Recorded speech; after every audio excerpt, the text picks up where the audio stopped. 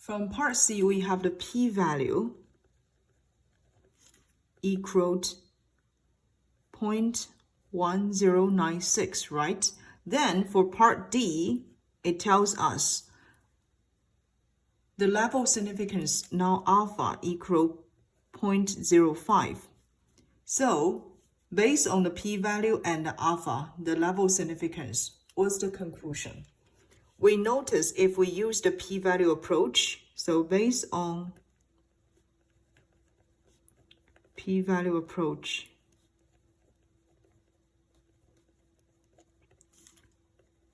we will reject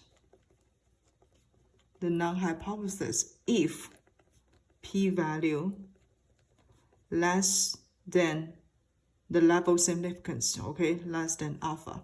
However,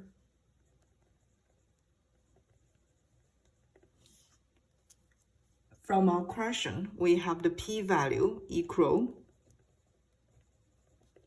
0.1096, which is larger than alpha. Therefore,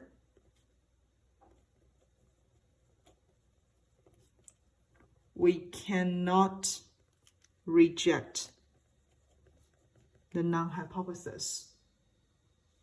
So we can say no enough evidence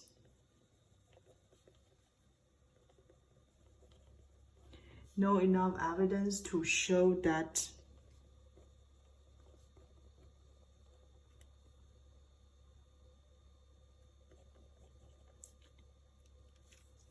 the average of all account balance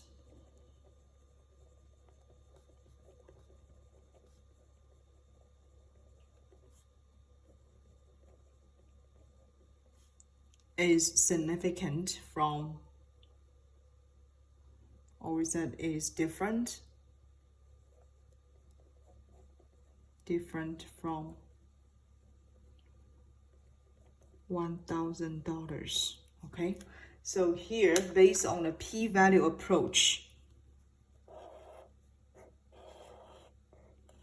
we have the p-value 0.1096 larger than the level of significance, which will just tell us we cannot reject the null hypothesis. There is no enough evidence to show us that the mean of all the account balances is significantly different from $1,000. So this is the conclusion based on the p-value approach. Now let's look at a critical value approach.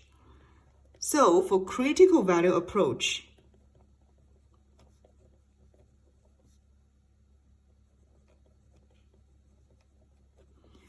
if you still remember, we first need to find out